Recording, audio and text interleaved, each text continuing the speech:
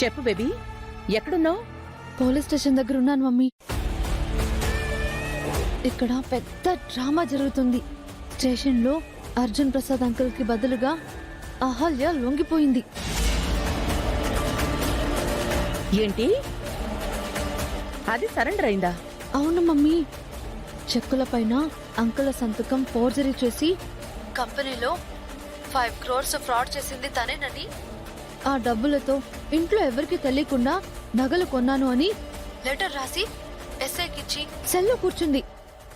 అంకుల్ని వదిలేశారు మమ్మీ. దాన్ని లోకం నుంచే పంపించేద్దాం అనుకున్నాను.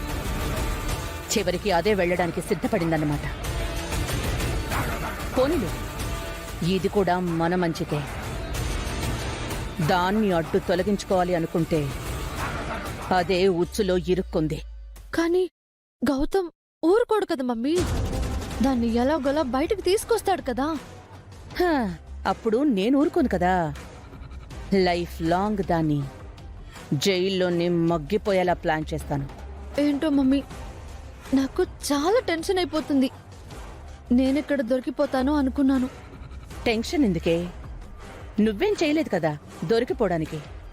చేసిందంతా నువ్వేనని ఇక్కడ అందరికీ తెలిసిపోయింది. గౌతమ్ చెప్పేశాడు మమ్మీ.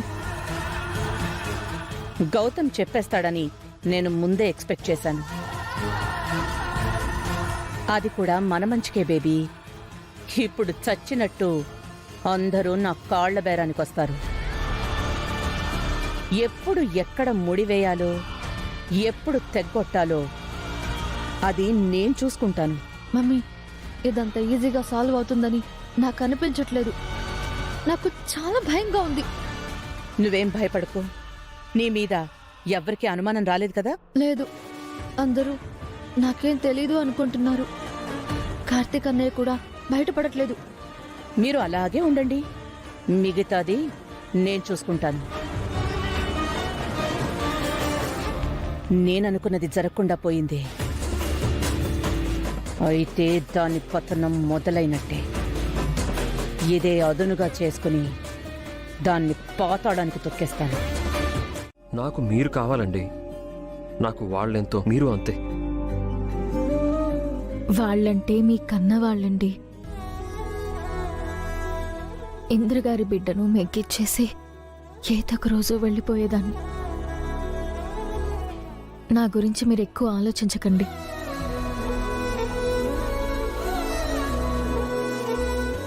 సరే, భోంచేయండి. ప్లీజ్, నాకు వద్దండి. వద్దనకూడదండి, తినాలి. నేను తినిపిస్తాను, ఉండండి.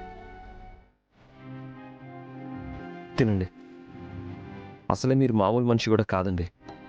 కడుపులో ఉన్న బిడ్డ స్ట్రాంగ్గా ఉండాలంటే మీరు తినాలి. తినక తప్పదు. తినండి.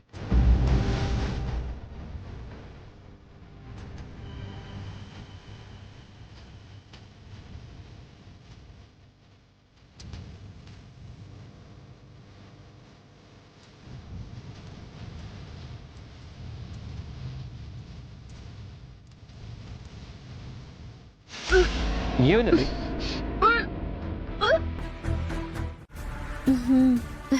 ఆంటీ,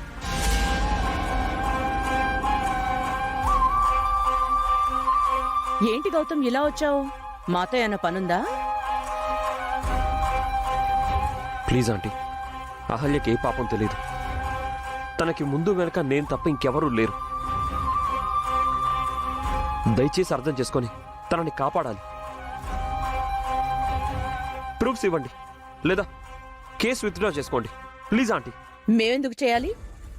మాకేంటి అవసరం? ఆంటీ, అహల్య మీ కూతురు లాంటిది ఆంటీ.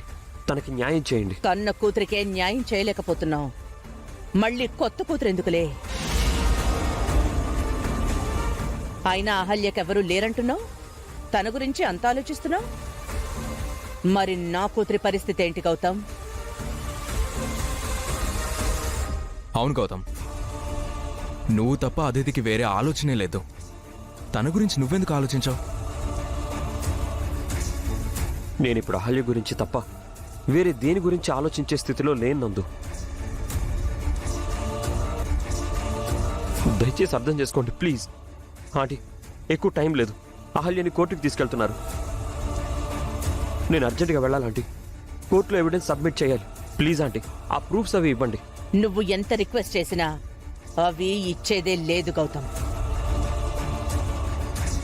అనవసరంగా నీ టైం వేస్ట్ చేసుకోకుండా కోర్టుకెళ్ళు. ఖాళీ చేతులతో కోర్టుకి ఎలా వెళ్ళను ఆంటీ? అహల్యని ఎలా కాపాడును?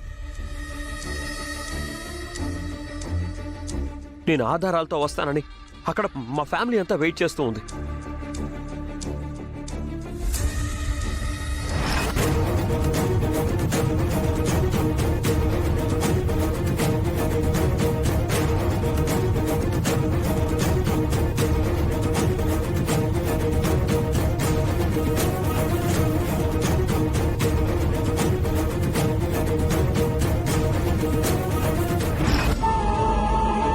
ఆంటీ ప్లీజ్ ఆంటీ, చేతులు జోడించి అడుగుతున్నాను. అహల్యని కాపాడండి. దయచేసి మీరు కనికరం చూపించండి ఆంటీ.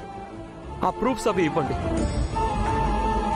సారీ గౌతమ్, నువ్వెంత బ్రతిమాలినా సరే ఆ అహల్యను వదిలే ప్రసక్తే లేదు. దానికి శిక్ష పడాల్సిందే, జైలు శిక్ష అనుభవించాల్సిందే.